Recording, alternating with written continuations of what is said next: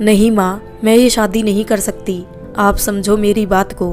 कोई गैर इंसान कैसे मेरे बच्चे को पिता का प्यार दे पाएगा जब उनके खुद के पिता ने कभी उन्हें नहीं पूछा। लेकिन बेटा एक बार सोचो तो, जिंदगी कितनी पड़ी है अभी तेरी, अकेले कब तक जिएगी। देख तू जो भी फैसला लेगी हमें मंजूर है। अनिकेत एक अच्छा लड़का है और वो खुद तेरे से ही शादी करना चाहता है। एक बार आराम से सोच लेना, कहकर कनक की माँ चली गई। गौरी परेशान होकर पलंग पर बैठ गई और पुराने दिन याद करने लगी। उसके चेहरे पर मुस्कुराहट आ गई अपनी अनिकेत से पहली मुलाकात याद करके। ए लड़के हट यहाँ से, ये मेरी सीट है। बस में चढ़ते ही गौरी बोली, देखो जरा तमीज से बात करो। तुम ये बात आराम से भी कह सकती थी। अनिकेत बोला, लगता है तुम नए हो इसलिए तुम्हें पता नहीं है कि गौरी सलग की सीट पर कोई नहीं बैठता। गौरी ने अकड़ कर कहा, अच्छा और मैं ना उठूँ तो? अनिकेत मुस्कुराता हुआ बोला, उठना तो तुझे पड़ेगा। गौरी बड़ी शातिर मुस्कान के साथ बोली, अरे भैया चलो ना, हम पीछे वाली सीट पर बैठ जाते हैं। उसके साथ बैठी उसकी छोटी बहन अवनी बोली। दोनों भाई बहन पीछे वाली सीट पर जाकर बैठ गए। अपनी सीट पर बैठते ही गौरी ने अपने अगले वाली सीट पर बैठे आदित्य से पूछा, आदि ये चचुंदर कौन है? ये अनिकेत भैया है, पिछले हफ्ते ही हमारी सोसाइटी में शिफ्ट हुए हैं। आदित्य बोला। थोड़ी देर में बस स्कूल में पहुंच गई और सब बच्चे अपनी अपनी क्लास में चले गए। अनिकेत 11th साइंस क्लास में चला गया। गौरी और अवनी 9th क्लास में थी। दोनों का सेक्शन एक ही था। जब दोनों क्लास में पहुंची तो एक ही सीट खाली थी। आज स्कूल का पहला दिन था तो बच्चे जल्दी आ गए थे। दोनों एक ही सीट पर जाकर बैठ गई। कुछ देर में गौरी ने ही बात शुरू की, हाय मेरा नाम गौरी है, तुम्हारा? मेरा नाम अवनी है। अवनी ने बड़ा रूखा जवाब दिया। तुम लोग नए आए हो यहाँ? गौरी ने पूछा। हाँ। अवनी फिर बहुत रुखाई सी बोली। तभी कक्षा में अध्यापक आ गए तो दोनों चुपचाप पढ़ने लगी। लंच ब्रेक में अवनी ने गौरी से पूछा, क्या तुम सबसे ऐसी ही बातें करती हो? तब अवनी बोली, क्या तुम सबसे ऐसे ही लड़ती हो? गौरी बोली, मतलब? अवनी बोली, सुबह तुम जिससे लड़ रही थी वो मेरे भैया है, तुम उनसे क्यों लड़ रही थी? गौरी बोली, सॉरी यार, वो जहाँ बैठे थे वो मेरी सीट है और कोई मेरी सीट पर बैठे मुझे पसंद नहीं है। अच्छा अब आगे से ऐसा नहीं होगा। अब जब हम एक साथ पढ़ने वाले हैं तो क्या तुम मुझसे दोस्ती करोगी? अवनी बोली, ठीक है दोस्त, कहकर दोनों हाथ मिलाते हैं और अपना लंच खत्म करते हैं। धीरे धीरे गौरी और अवनी एक दूसरे से काफ़ी घुल मिल जाती है और अच्छी दोस्त बन जाती है। गौरी अनिकेत से भी माफ़ी मांगती है और दोस्ती का हाथ बढ़ाती है और वो दोनों भी दोस्त बन जाते हैं। गौरी का घर अवनी के घर से एक घर छोड़ के था। पहले तो गौरी अवनी के घर सिर्फ काम से जाती थी, लेकिन फिर दोनों की दोस्ती काफ़ी गहरी हो जाती है कि दोनों एक भी दिन एक दूसरे से मिले बिना नहीं रह पाती। दोनों साथ में ही पढ़ती और कोई परेशानी होने पर अनिकेत से पूछ लेती। अनिकेत था भी बहुत मेधावी छात्र। वक्त के साथ गौरी और अनिकेत की दोस्ती भी काफ़ी गहरी हो जाती है। अब तो गौरी अपनी हर बात अनिकेत को बताती और उसकी हर समस्या अनिकेत चुटकियों में सुलझा देता। गौरी जब भी अवनी के घर जाती तीनों बहुत मस्ती करते। कभी कभी गौरी और अनिकेत में लड़ाई हो जाती तो अवनी को ही दोनों को अलग करना पड़ता। वक्त के साथ तीनों की स्कूल की पढ़ाई पूरी हो जाती है और तीनों कॉलेज में आ जाते हैं। अनिकेत इंजीनियरिंग करने दिल्ली चला जाता है और उसके 2 साल बाद गौरी इंदौर चली जाती है BBA करने। अवनी ग्वालियर में ही रहकर आर्ट्स में ग्रेजुएशन करती है। दूर रहकर भी तीनों की दोस्ती में कोई फ़र्क नहीं पड़ता। तीनों जब भी मिलते खूब मस्ती करते। लेकिन वक्त के साथ अनिकेत के मन में गौरी के लिए भावनाएं जन्म लेने लगती है। उसे एहसास हो जाता है कि वो गौरी से प्यार करने लगा है। गौरी थी ही इतनी सुंदर कि कोई भी देखे देखता रह जाए। आंखें ऐसी जैसी कमल की पंखुड़ी, पतली नाक, गुलाबी रंगत लिए होठ और रंग जैसे किसी ने दूध में हल्का सा सिंदूर मिला दिया हो। देखने में अनिकेत भी बहुत आकर्षित था। लंबा चौड़ा सीना, सांवला रंग, आंखें ऐसी कि किसी को भी आकर्षित कर ले। कॉलेज में बहुत सी लड़कियां उससे दोस्ती करना चाहती थी, लेकिन वो किसी की तरफ देखता भी नहीं था। कब गौरी उसके दिल में आ गई पता ही नहीं चला। अनिकेत ने तय किया कि जब वो अपने पैरों पर अच्छे से खड़ा हो जाएगा तब गौरी से अपने दिल की बात कहेगा। इंजीनियरिंग के आखिरी वर्ष में अनिकेत का कैंपस सिलेक्शन हो जाता है। वो नौकरी के साथ साथ MBA की भी तैयारी करता है उधर गौरी और अवनी भी अपने स्नातक के आखिरी वर्ष में आ जाती है। अनिकेत का MBA में एडमिशन हो जाता है और गौरी भी MBA में एडमिशन ले लेती है। अवनी MA में एडमिशन ले लेती है। MBA में भी अनिकेत का कैंपस सिलेक्शन हो जाता है। आज वो अपना आखिरी पेपर देके घर जा रहा होता है। उसकी ट्रेन ग्वालियर अगले दिन पहुंचनी थी। उसने सोच लिया था कि घर पहुंचते ही वो गौरी को अपने दिल की बात बता देगा और शादी के लिए प्रपोज करेगा। आज की रात अनिकेत को बहुत लंबी लग रही थी। नींद उसकी आंखों से गायब थी। इंतजार था तो बस सुबह होने का। स्टेशन पहुंचते ही अनिकेत जल्दी से टैक्सी स्टैंड की तरफ भागा और टैक्सी से घर पहुंचा तो सब उसे देखकर बहुत खुश हुए और अवनी ने मिठाई लाके अनिकेत को खिलाई। अवनी बोली, भैया मिठाई खाओ, आज तो दुगनी खुशी का दिन है। अनिकेत बोला, दुगनी कैसे? अवनी बोली, एक तो आपकी नौकरी लगने की खुशी में और दूसरी गौरी का रिश्ता होने की खुशी में। क्या? और अनिकेत के हाथ से मिठाई नीचे गिर जाती है। उसने ऐसा होगा सपने में भी नहीं सोचा था। ये कब हुआ? मुझे तो गौरी ने कुछ नहीं बताया। अरे कल ही तो आए थे लड़के वाले और गौरी उन्हें देखते ही पसंद आ गई, तो कल ही रिश्ता पक्का करके चले गए। अवनी ने कहा, माँ मैं थक गया हूँ, अपने कमरे में जा रहा हूँ फ्रेश होने। कहता हुआ अनिकेत अपना सामान लेके अपने कमरे में चला आया। वो नहीं चाहता था कि घर में कोई उसकी आंखों में उतर आई नमी को देखे। कमरे में आके वो अपना पलंग पर बैठ गया। अपने बालों में उंगलियां फंसाकर वो सिर झुका के बैठ गया। 2 आंसू उसकी आंखों से गिर पड़े। कुछ देर वो ऐसे ही बैठा रहा और सोचने लगा कि काश उसने गौरी से अपने दिल की बात पहले ही कह दी होती। कुछ देर में वो उठ के नहाने चला गया। थोड़ी देर में तैयार होकर वो नाश्ते की मेज पर आ गया और चुपचाप नाश्ता करने लगा। क्या हुआ अनिकेत, तुम इतने चुप क्यों हो? कोई बात है क्या? माँ ने कहा। कुछ नहीं माँ, बस थक गया हूँ, थोड़ी देर आराम करना चाहता हूँ, अनिकेत ने झूठी मुस्कान के साथ कहा। अनिकेत अपने कमरे में जाकर पलंग पर बैठ गया और गौरी के साथ बिताए अपने पलों को याद करने लगा। याद करते करते उसकी आंख लग गई। शाम को किसी के तेज तेज हंसने की आवाज़ से उसकी नींद खुली। वह अपने कमरे से बाहर आया तो आवाज़ अवनी के कमरे से आ रही थी। ये तो गौरी की आवाज़ है, अनिकेत ने कहा। झांक के अवनी के कमरे में देखा तो अवनी और गौरी बातें कर रही थी। वो पलट के अपने कमरे में जाने लगा क्योंकि गौरी के सामने जाने की उसकी हिम्मत नहीं हो रही थी। जैसे ही अपने कमरे के दरवाजे पर पहुंचा कि गौरी उसके सामने आकर खड़ी हो गई। अनी, गौरी उसे इसी नाम से बुलाती थी। क्या बात है, तुम आज मुझसे मिलने नहीं आए? हर बार तो आते ही मुझसे मिलते थे और इस बार तो बताया भी नहीं कि तुम आ रहे हो। मुझसे नाराज़ हो क्या? ना, नहीं तो मैं भला तुझसे नाराज़ क्यों होने लगा? वो तो मैं आज थक गया था तो आराम कर रहा था, अनिकेत बोला। अच्छा ठीक है, लेकिन मुझे तुमसे बहुत सारी बातें करनी है। कब से तुम्हारा इंतज़ार कर रही हूँ। आखिर तुम ही तो मेरे बेस्ट फ्रेंड हो जिससे मैं अपनी सारी बातें शेयर करती हूँ। इतनी बातें तो मैं अवनी को भी नहीं बताती, कह के गौरी अनिकेत का हाथ पकड़ के उसके कमरे में अंदर ले आई। दोनों सोफे पर बैठ गए। हाँ बोलो, क्या कहना है? अनिकेत ने खुद को संभालते हुए कहा।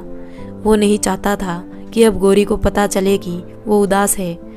अनी, मेरी शादी पक्की हो गई है, गौरी ने खुश होते हुए कहा। हाँ, अवनी ने बताया मुझे, बधाई हो, अनिकेत एक ठंडी आह भरते हुए बोला। बहुत मुश्किल हो रहा था उसके लिए गौरी के मुंह से किसी और लड़के के बारे में सुनना। तुम पूछोगे नहीं कौन है? गौरी ने जब ये कहा तो अनिकेत को उसकी आंखों में एक अलग ही चमक नजर आई। तो उसने सोचा कि गौरी बहुत खुश है इस रिश्ते से। सही किया कि गौरी को अपने दिल की बात नहीं बताई। हाँ बताओ ना कि कौन है, क्या करता है, कहाँ रहता है? अनिकेत ने अपनी भावनाओं को दबाकर गौरी के सामने बिल्कुल सहज होकर पूछा। हर्ष नाम है उसका, गौरी ने बड़े प्यार से कहा। जयपुर में नौकरी है किसी प्राइवेट कंपनी में, लेकिन घर अलीगढ़ में है। उसके माता पिता वहीं रहते हैं। एक अलग ही खुशी का एहसास हो रहा था गौरी की आवाज़ में। चलो ये तो अच्छी बात है। दिखता कैसा है और कौन कौन है घर में? अनिकेत ने पूछा। बहुत ही हैंडसम है, 6 फीट की लंबाई है, सांवला रंग, गोल चेहरा, ऐसा लगता है जैसे कोई आर्मी ऑफिसर हो। घर में सिर्फ 2 बहनें हैं छोटी, एक की शादी हो चुकी है और एक अभी बहुत छोटी है, स्कूल में पढ़ती है, 1st क्लास में, गौरी ने बताया। क्या, इतनी छोटी? उसके माँ बाप भी कमाल है यार, बच्चे शादी के लायक हैं और खुद बच्चे पैदा कर रहे हैं, अनिकेत हंसते हुए बोला, हो जाता है कभी कभी ऐसा भी। अब तुम उन लोगों का मजाक मत बनाओ। गौरी झूठा गुस्सा दिखाते हुए बोली, अच्छा बाबा नहीं कह रहा, तुम्हारा हर्ष और उनके परिवार वालों के लिए कुछ माफ़ कर दो। अनिकेत बोला, ठीक है अब मैं चलती हूँ, हर्ष का फ़ोन आने वाला होगा, कहकर गौरी चली गई। उसके जाते ही अनिकेत उदास होकर बैठ गया और उसकी आंखें नम हो गई। बहुत मुश्किल था उसके लिए गौरी को किसी और के होते हुए देखना। वो वॉशरूम में जाकर मुंह धो के आया और अपने ऑफिस में फ़ोन की ज्वाइनिंग जल्दी करवाने की बात की। उसकी ज्वाइनिंग जो 1-2 महीने बाद थी, उसने 15 दिन बाद करवा ली थी।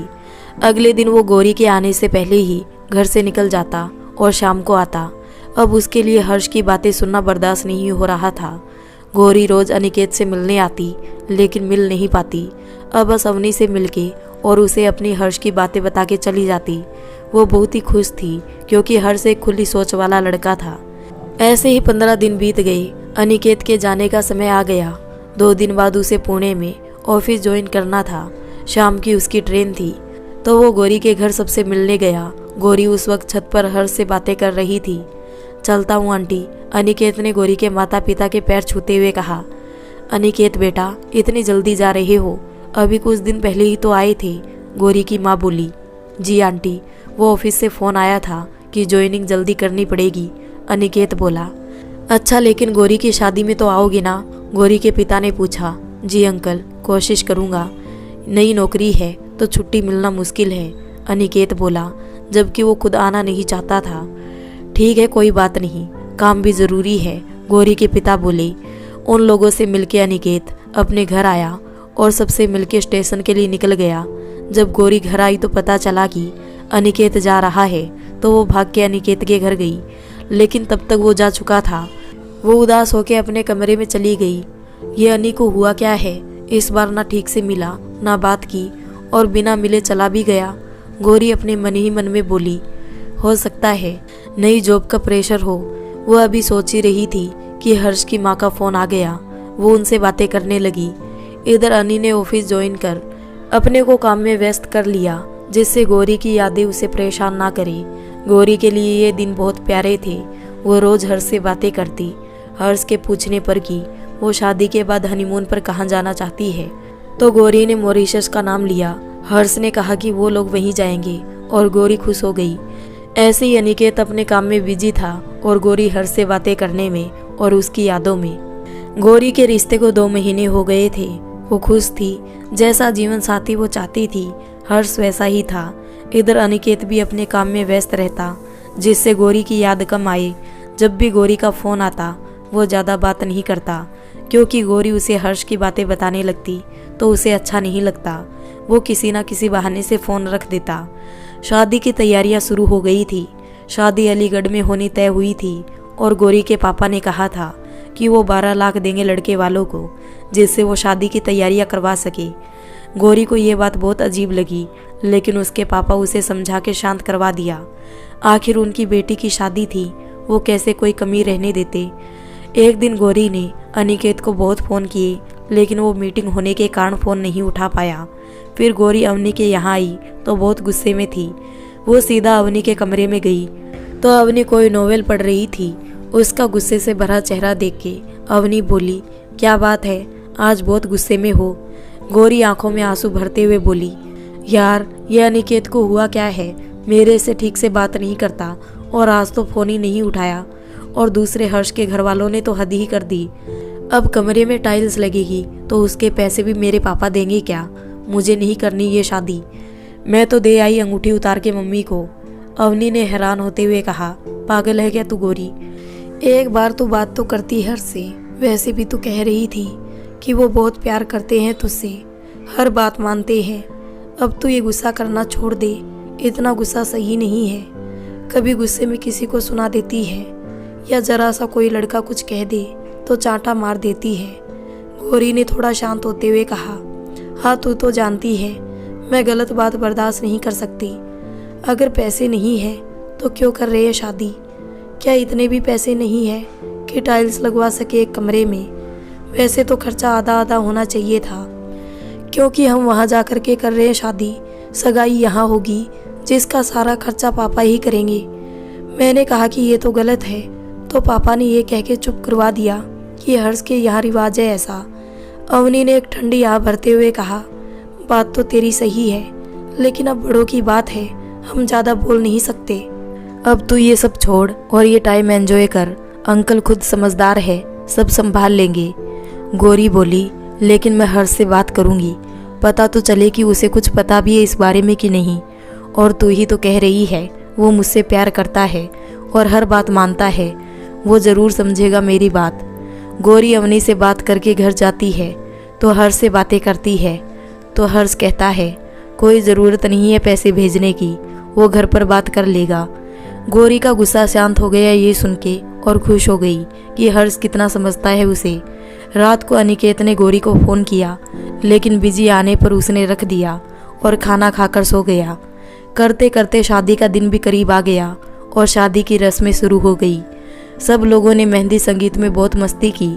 शादी के एक दिन पहले घर के सब लोग, कुछ रिश्तेदार और ख़ास दोस्त अलीगढ़ के लिए निकल गए, क्योंकि हल्दी और चूड़े की रस्म वहीं होनी थी। अवनी और उसके माँ पापा भी साथ गए थे। अनिकेत ने ट्रेनिंग का बहाना बनाकर आने से मना कर दिया था। ट्रेनिंग की वजह से कोई कुछ कह भी नहीं पाया, लेकिन गौरी उसे बहुत मिस कर रही थी। रात तक सब पहुंच गए थे, लेकिन थकान के कारण खाना खाकर सो गए। सुबह उठकर सबने तैयार होकर नाश्ता किया, फिर चूड़े की रस्म की तैयारी होने लगी। गौरी के मामा मामी ने कच्चे दूध में चूड़ा धोके गौरी को पहनाया और कपड़े से ढक दिया। फिर गौरी ने आंखें खोली। उसके बाद शाम को सबने गौरी को हल्दी लगाई और उसके बाद घड़ोली की रस्म थी, जिसमें लड़की की बहन पानी भर के लाती है और लड़की उस पानी से नहाती है।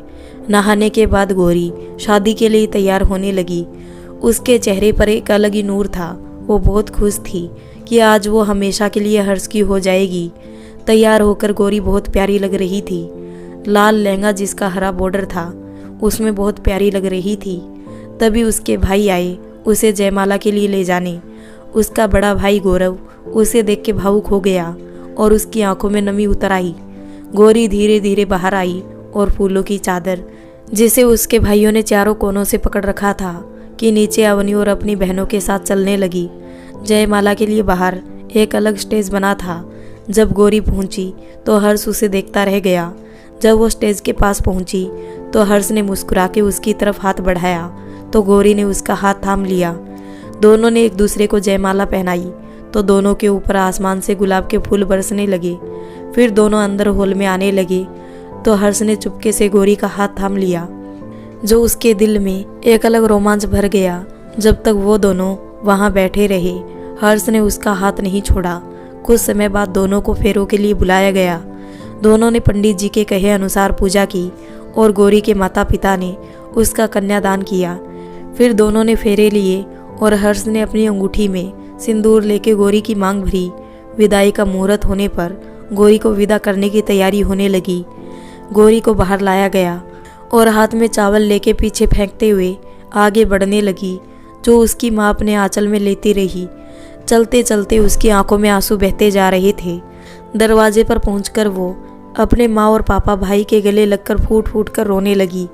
उसके भाई ने उसे प्यार से गले लगाया और गाड़ी में बिठा दिया, जिसमें हर्ष पहले से बैठा था।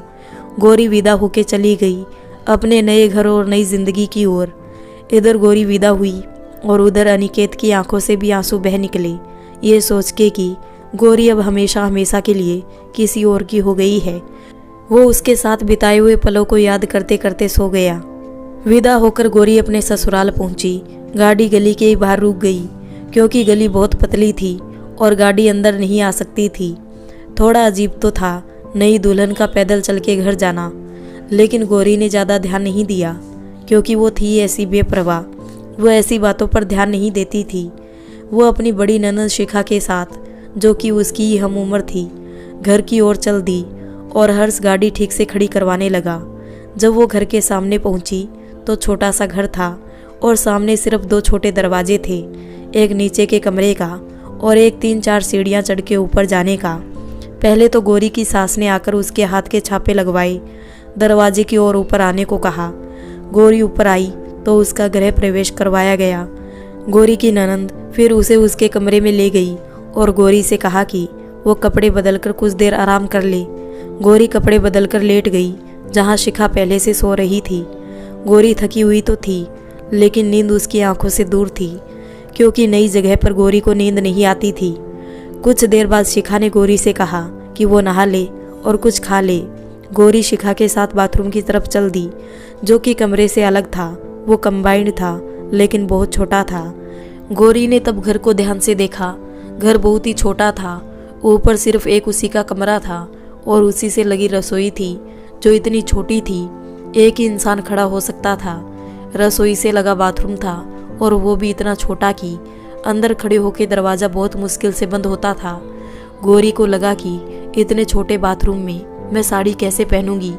ये सोचती हुई गौरी शिखा की तरफ मुड़ी और बोली, दीदी यहाँ तो जगह बहुत कम है, मैं कपड़े कैसे पहनूंगी। शिखा ने मुस्कुराते हुए कहा, अरे भाभी, यहाँ कोई आदमी नहीं है, आप साड़ी कमरे में जाके पहन लेना। वैसे भी मैं यहाँ खड़ी हूँ आपकी मदद के लिए। हाँ कहकर गौरी ने बाथरूम का दरवाज़ा बड़ी मुश्किल से बंद किया। गौरी ने साड़ी उतार के शिखा को पकड़ाई, जो कि बाहर ही खड़ी थी, उसके कपड़े लेके। गौरी ने तो हमेशा एक बड़ा ही घर सोचा था, अपने घर की तरह, जिसमें 4-5 कमरे होंगे, बड़ा सा आंगन होगा, क्योंकि वो ऐसे ही बड़े घर में बड़ी हुई थी। लेकिन फिर उसने सिर झटका और अपने आप से कहा कि घर छोटा होने से क्या होता है, दिल बड़ा होना चाहिए। अगर दिल में प्यार हो तो सब निभ जाता है। वैसे भी उससे हर्ष के साथ रहना है, ये तो कुछ दिन की बात है। जैसे तैसे गौरी नहा के निकली और कमरे में तैयार होने लगी। नाश्ता करके वो आराम से बैठ गई। थोड़ी देर में उसकी सास आई, रिश्ते की कुछ औरतों के साथ बची हुई रस्मों को करवाने। जब पेटी खुलाई की रस्म हुई तो उसकी ननद शिखा ने वो सूट पसंद किया, जो गौरी ने अपने लिए बहुत मन से लिया था। लेकिन गौरी ने बहुत ही मन से उस सूट के साथ साथ शिखा को वो साड़ी भी दे दी जो वो उसके लिए लाई थी। रस्म करते करते शाम हो गई और गौरी की सास ने उसे मुंह दिखाई के लिए तैयार होने को कहा। गौरी ने तैयार होके अपनी मांग में सिंदूर भरा, जिससे उसका चेहरा अलग ही चमकने लगा। उसकी सास आई और उसे सारे गहने पहनने को दिए जो भी उसे मिले थे। कुल मिला के 4 हार और 8 अंगूठियाँ थी, और खुद ही उसे मंगलसूत्र पहना दिया, जो गौरी को अजीब लगा, क्योंकि उसका बहुत मन था कि हर्ष उसे अपने हाथों से पहनाए। लेकिन बेचारी कुछ बोल नहीं पाई। लेकिन इतने सारे गहने देख के गौरी बोली, मम्मी इतने सारे गहने पहनने जरूरी है क्या? हाँ बेटा, सब लोग आए हैं नई बहू को देखने, तो ये सब तो पहनना पड़ेगा। तुम तैयार हो जाओ, मैं शिखा को भेजती हूँ, कह के गौरी की साथ चली गई। कुछ देर में शिखा आई। चले भाभी? हाँ चलिए, कह के गौरी शिखा के साथ चल दी। मुंह दिखाई नीचे हॉल में रखी थी, जो कि पूरा औरतों से भरा हुआ था। मुंह दिखाई के बाद सब लोग खाना खाने चले गए, जो कि पड़ोस वाले घर में रखा था। जगह ना होने के कारण शिखा भी गौरी के लिए खाना लेके आ गई। गौरी खाना खा रही थी कि हर्ष के दोस्तों की पत्नी उससे मिलने आई। उन सबसे मिलके गौरी को अच्छा लगा। खाना खाने के बाद अंगूठी की रस्म हुई। सब लोग हर्ष और गौरी को घेर के बैठ गए। रस्म पूरी हुई, जिसमें हर्ष जीत गया, क्योंकि जैसे ही अंगूठी दूध में डालते हर्ष उसे उठा लेता। रस्म के बाद गौरी को उसके कमरे में ले जाया गया, जो कि फूलों से सजा हुआ था। देख के गौरी के मन में एक गुदगुदी सी होने लगी। थोड़ी देर में हर्ष कमरे में आया। उसने जैसे ही दरवाज़ा बंद किया, गौरी अपने आप में सिमट गई। हर्ष आके गौरी के पास बैठ गया। उसने एक पैकेट गौरी की तरफ बढ़ाया और कहा, ये तुम्हारे लिए। गौरी ने खुश होते हुए पूछा, क्या है इसमें? हर्ष ने कहा, खुद ही खोल के देख लो। गौरी ने खोल के देखा तो उसमें एक लाल रंग की शॉर्ट वेस्टर्न ड्रेस थी। गौरी ने बड़े प्यार से कहा, अच्छी है तो पहन के दिखाओ ना। हर्ष ने बड़े प्यार से कहा, अभी? गौरी ने हैरानी से कहा, हाँ अभी। हर्ष ने गौरी को प्यार से देखते हुए कहा, लेकिन बाथरूम तो बाहर है, कैसे आऊंगी इसे पहन के? गौरी ने थोड़ा परेशान होते हुए कहा, तो यही पहन लो। हर्ष बहुत आराम से बोला, यहाँ? गौरी हैरान होते हुए बोली, अब मुझसे क्या शर्माना। अच्छा मैं अपनी आंखें बंद कर लेता हूँ, फिर तो कोई परेशानी नहीं है ना। गौरी को अजीब तो लग रहा था, लेकिन वो हर्ष का दिल नहीं दुखाना चाहती थी, तो उसने बोला, ठीक है, लेकिन मैं लाइट ऑफ कर लूँ? हाँ, हर्ष बोला, और उसने अपनी आंखें बंद कर ली। गौरी ने ड्रेस पहनने के बाद जब लाइट जलाई तो हर्ष ने आंखें खोली और वो गौरी को देखता रह गया। वो उठ के गौरी के पास आया और उसे बाहों में भर लिया। गौरी ने शर्मा के अपना चेहरा उसके सीने में छुपा लिया। अगले दिन सब रिश्तेदार जाने लगे। दोपहर तक सब चले गए। बस हर्ष के मामा का बेटा वहीं रुका था। वैसे भी हर्ष का ननिहाल अलीगढ़ में था। शाम को सब गौरी और हर्ष के कमरे में बैठ के बातें कर रहे थे कि गौरी के ससुर कुछ काम से बाहर वाले कमरे में जमीन पर बैठ गई। गौरी की सास ने जब ये देखा तो अचानक से गौरी जो पलंग पर बैठी थी उससे बोली, अरे गौरी जल्दी खड़ी हो, तुम्हारे पापा जमीन पर बैठे हैं तो तुम ऊपर कैसे बैठ सकती हो। और उसके लिए एक चौकी मंगवा दी बैठने के लिए। तभी उसके ससुर बोले, अरे बेटा आप बैठो आराम से, मुझे तो आदत है। लेकिन तब तक गौरी के लिए चौकी आ गई और उस पर बैठ गई। गौरी को बहुत अजीब लगा क्योंकि उसने ना कभी ऐसा देखा था और ना ही सुना था। बहू को बराबर का दर्जा मिलता है यही देखा, लेकिन हर घर के अपने अपने रिवाज होते हैं, ये सोच के वो चुप रही। 3-4 दिन ऐसे ही बीत गए। सारा दिन ऐसे ही बातों में निकल जाता क्योंकि अभी कुछ काम करने को उसकी सास ने मना किया था। काम सारा उसकी ननंद और सास ही कर लेती थी। शादी के 8 दिन बाद गौरी ने चूल्हा पूजा, जिसके बाद उसकी सास ने कहा कि अब वो घर के काम कर सकती है। धीरे धीरे गौरी ने भी घर के काम करने शुरू कर दिए। घर में कोई नौकर नहीं था तो सारा काम उसकी सास, ननंद और गौरी मिलकर कर लेते थे। गौरी की ननंद शादीशुदा थी लेकिन वहीं रहती थी क्योंकि उसके पति की नौकरी बाहर थी। एक बार रात को गौरी ने हर्ष से कहा, आप मेरे पासपोर्ट के लिए कब अप्लाई करेंगे? अभी तो आपने हमारा मैरिज सर्टिफिकेट भी नहीं बनवाया है, उसके बिना कैसे बनेगा पासपोर्ट? हर्ष ने बस बना लूंगा कह के गौरी को अपनी बाहों में भर लिया।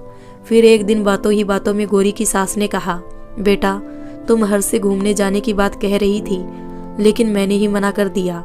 गौरी ने हैरानी से अपनी सास को देखा तो वो बोली, अब तुम्हें पता तो है कि जमाना कितना खराब है। होटलों में पता नहीं कहाँ कहाँ कैमरे लगे होते हैं, मुझे तो बहुत डर लगता है। गौरी ये सुन के अपनी सास की सोच पे और हर्ष की हरकत पे हैरान थी। अगर ऐसी ही बात थी तो हर्ष उससे कह सकता था, लेकिन गौरी शांत रही क्योंकि वो बहुत ही सरल स्वभाव की थी। उसे किसी चीज के लिए जिद करना नहीं आता था। वो अपनी इच्छाएं अपने मन में ही रख लेती थी। गौरी को अब एहसास होने लगा था कि उसके ससुराल वाले बहुत रूढ़िवादी है क्योंकि उसे हमेशा सिर ढक के रहना पड़ता था, जबकि उसने अपनी माँ को भी कभी ऐसे करते नहीं देखा था। चाहे छोटा हो या बड़ा, नाम लेके बुलाना मना था। लेकिन गौरी ने सोचा कि कुछ दिन की ही तो बात है, जब वो हर्ष के साथ चली जाएगी तो आराम से रहेगी और ससुराल का रिवाज समझ के सब करती जो उसकी सास कहती। बस कभी कभी उसका मन करता कि कहीं बाहर घूम आए हर्ष के साथ जाके, क्योंकि नई नई शादी में उसका मन करता कि हर्ष के साथ अकेले में वक्त बिताए। लेकिन हर्ष उसे कहीं नहीं ले जाता, बस खुद ही शाम को दोस्तों के साथ मिलाता। शादी के 2 महीने होने वाले थे जब गौरी को पता चला कि वो माँ बनने वाली है। गौरी बहुत खुश थी और घर में भी सब लोग खुश थे। कुछ दिन बाद गौरी का LIC का एग्जाम था जिसका सेंटर जयपुर में था और हर्ष की नौकरी भी वही थी। गौरी ने सोचा कि वो 2 दिन पहले चली जाएगी। हनीमून पर तो वो जा नहीं पाई, लेकिन ये 2 दिन वो हर्ष के साथ अकेले में वक्त बिता लेगी। उसने हर्ष से बहुत कहा कि वो उसे पहले बुला ले, लेकिन हर्ष ने कोई जवाब नहीं दिया और अपनी सास से कहने की उसकी हिम्मत नहीं हुई। गौरी एग्जाम से 1 दिन पहले जयपुर पहुंची और पहुंचते पहुंचते रात हो चुकी थी। अगले दिन गौरी ने एग्जाम दिया और वो दोनों रात तक वापस अलीगढ़ आ गई। एक बार फिर गौरी ने अपने अरमान अपने मन में ही दबा लिए। धीरे धीरे गौरी की जिम्मेदारियां बढ़ने लगी। अब लगभग सारा काम वही करती। हर्ष के साथ उसकी सास ने भेजने से मना कर दिया, ये कह के कि पहला बच्चा है तो गौरी को अकेले नहीं छोड़ सकती। अब तो बच्चा होने के बाद ही गौरी हर्ष के साथ जाएगी। गौरी के दिल को दुख तो बहुत हुआ, लेकिन उसे भी लगा कि सास की बात सही है और वो अपने बच्चे के आने का इंतजार करने लगी। वैसे भी गौरी अपनी सास को बिल्कुल माँ जैसा प्यार करती थी। कभी कभी वो गौरी से नाराज होके उससे बात नहीं करती थी तो गौरी को बहुत दुख होता। वो बहुत रोती और जब तक वो मान नहीं जाती गौरी को चैन नहीं आता। गौरी की सास उसे बहुत प्यार करती और उसका बहुत ख्याल रखती। गौरी उसकी हर बात मानती और उनका बहुत ख्याल रखती, इतना कि अगर कहीं जाना होता तो वो वही पहनती जो उसकी सास कहती। कभी कभी उसका मन करता कि अपने पसंद के कपड़े पहने, लेकिन हमेशा उसकी सास या तो मुंह बनाती या कुछ उल्टा सीधा बोल देती। तब गौरी उनकी खुशी के लिए जो वो कहती वही पहन लेती। गौरी की शादी को 5 महीने हो चुके थे। हर्ष अब ज़्यादा समय घर पर ही रहता। उसका सेल्स का काम था जो वो फ़ोन पर ही कर लेता, और अगर जाना ज़रूरी होता तो 5-6 दिन में ही काम करके आ जाता। उसकी नौकरी सही चल रही थी, लेकिन उसके बॉस का ट्रांसफ़र हो गया, और जो नया बॉस आया उसे पता चला कि हर्ष अपना काम तो करता है, लेकिन ज़्यादा समय जयपुर में ना रहकर अलीगढ़ में रहता है। जब उसका बॉस उसे इस बारे में बात करता है तो हर्ष अपनी गलती मानने की जगह बॉस से बहस कर लेता है, जिससे उसका बॉस चिढ़ जाता है। वो हर्ष की सैलरी रुकवाकर उस पर नौकरी छोड़ने का दबाव बनाता है, क्योंकि कंपनी के नियमानुसार वो हर्ष को नौकरी से नहीं निकाल सकता था। गौरी के भाई गौरव का भी रिश्ता पक्का हो गया था, जिससे गौरी को बहुत खुशी हुई, लेकिन वो अपने पति की नौकरी को लेके बहुत परेशान थी। 4 महीने की कोशिश के बाद हर्ष की नौकरी गुड़गांव में लगी। तब गौरी का 8वां महीना चल रहा था। वो खुश थी कि अब हर्ष आराम से नौकरी कर सकता है और हर हफ्ते घर भी आ सकता है, और बच्चा होने के बाद तो वो भी वैसे भी हर्ष के साथ ही रहेगी। गौरी हर्ष से बहुत प्यार करने लगी थी और चाहती थी कि उसी के साथ रहे, जैसे सब लड़कियां शादी के बाद अपने पति के साथ रहती है। लेकिन गौरी ने अपनी सास की बात मानते हुए बच्चा होने तक ससुराल में रहना ही ठीक समझा। हर्ष की नौकरी सही चल रही थी, लेकिन उसे गाड़ी की समस्या थी। पिछली कंपनी ने तो उसे गाड़ी दी हुई थी, लेकिन यहाँ उसे ऐसी कोई सुविधा नहीं थी। क्योंकि उसकी मार्केटिंग जॉब थी तो गाड़ी की ज़रूरत भी बहुत थी। एक बार हर्ष ने गौरी से बात की कि उसे गाड़ी खरीदना बहुत ज़रूरी है और वो लोन पर ही ले सकता है। उसने गौरी से कहा कि अगर उसके पापा लोन ले ले, क्योंकि उनकी सरकारी नौकरी है, तो लोन आराम से मिल जाएगा। उसने गौरी से अपने पापा से बात करने को कहा, ये कहते हुए कि किस्त वो चुका दिया करेगा। गौरी को भी इसमें कोई परेशानी नज़र नहीं आई, और उसने अपने पापा से बात की तो वो सहर्ष मान गए, क्योंकि उन्होंने आज तक गौरी की हर बात मानी थी। उन्होंने लोन लेके हर्ष को गाड़ी दिलवा दी। 9वां महीना खत्म होने से पहले ही गौरी ने एक सुंदर से बेटे को जन्म दिया। गौरी के मम्मी पापा बच्चे को देखने आए।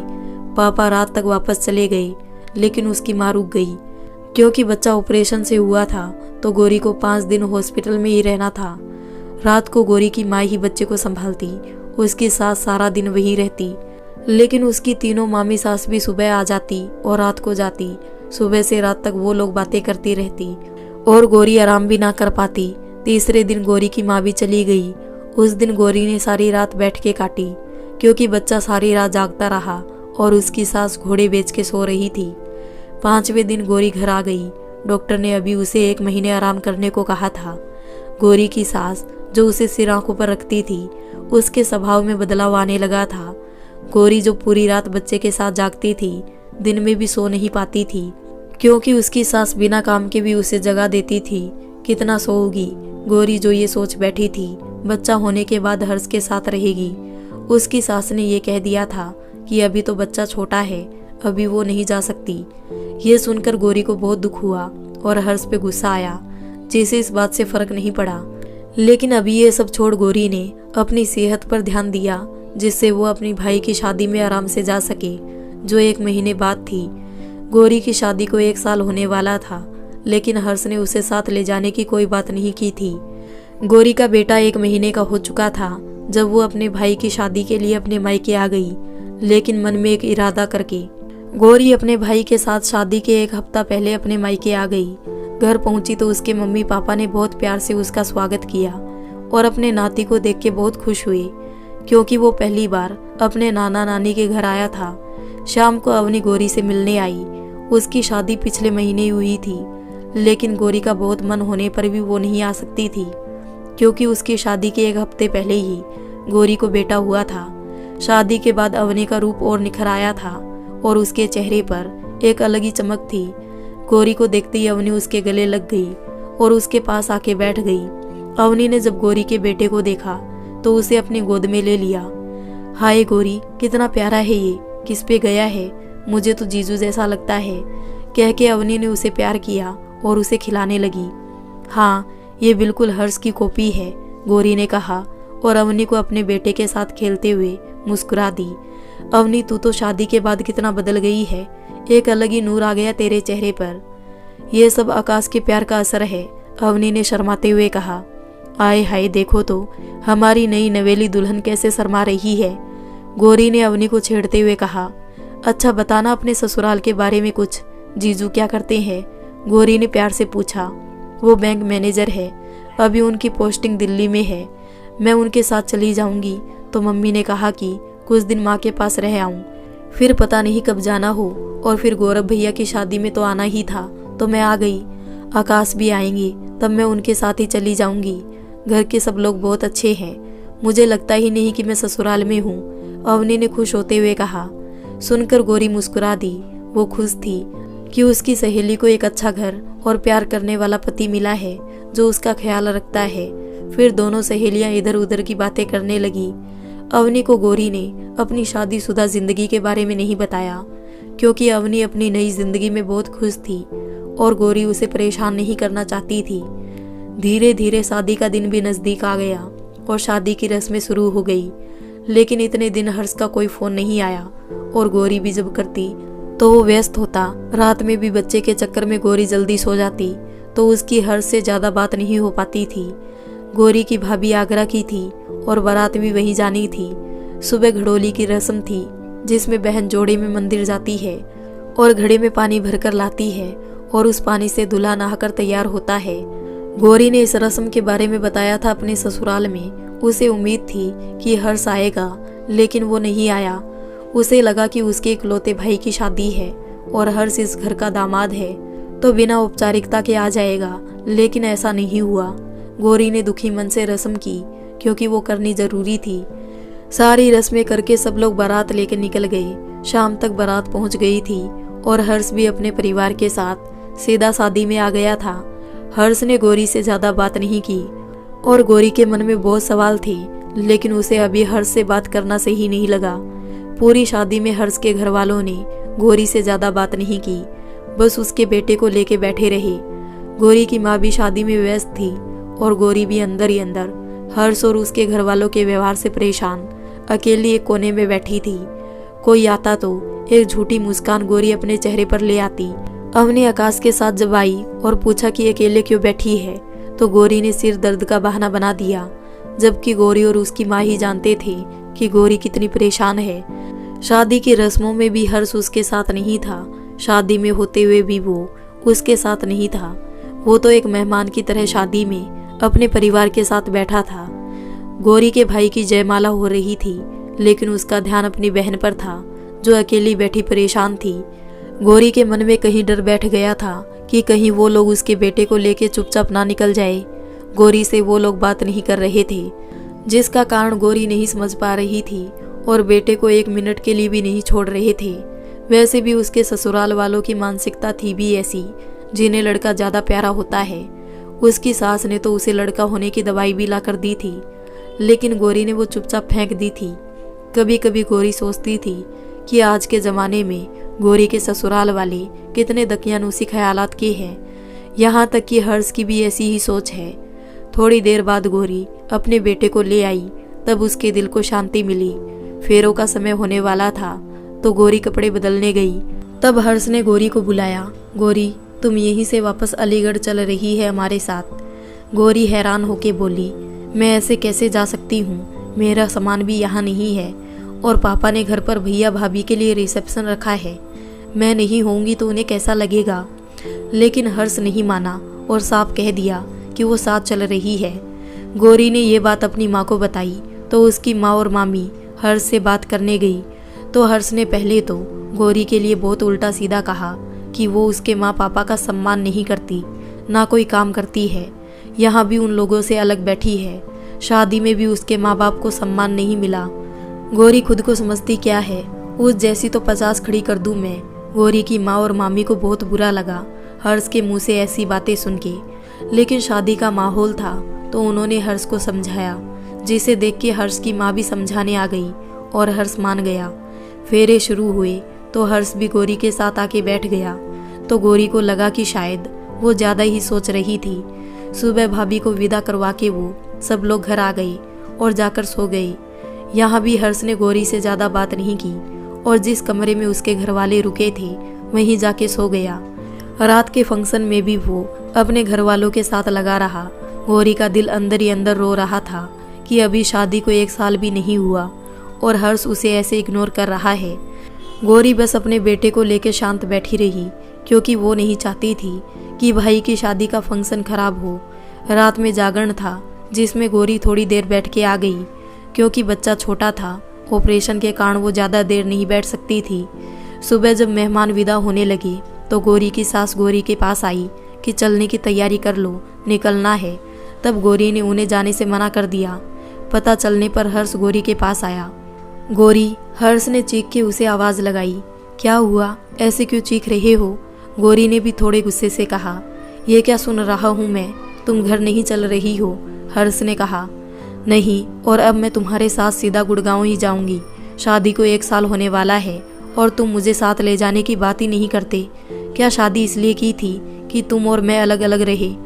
अब तो बच्चा भी हो गया, तब भी कोई बात नहीं होती कि मैं तुम्हारे साथ जाऊंगी। अब मैंने सोच लिया है कि अब मैं तभी जाऊंगी जब तुम मुझे अपने साथ ले जाओगे, नहीं तो मैं नहीं जाऊंगी। और मैं यही फैसला लेके आई थी। बस भैया की शादी की वजह से चुप थी। तो तुम साथ नहीं चलोगी? हर्ष ने गुस्से से पूछा। नहीं, गौरी ने भी अड़ते हुए कहा। तब तक गौरी के माँ पापा और भाई वहाँ आ गए थे और हर्ष के माता पिता भी। देखो गौरी, यह अच्छा नहीं होगा, हर्ष ने गुस्से से कहा। क्या अच्छा नहीं होगा? गौरी का भाई गौरव गुस्से में हर्ष से बोला। आखिर कितना सहन करे वो, तुम्हारी हर बात मानती है। शुरू से वो इतने बड़े घर में रही और बिना कुछ कहे तुम्हारे इतने छोटे घर में रह रही है, जहाँ उसका अपना एक कमरा भी सिर्फ कहने को है। उसने कभी कुछ नहीं कहा, लेकिन मैंने खुद ने देखा है। शादी से पहले पता होता कि तुम्हारा इतना छोटा घर है और तुम उसे साथ नहीं रखोगे तो ये कभी शादी नहीं होने देता।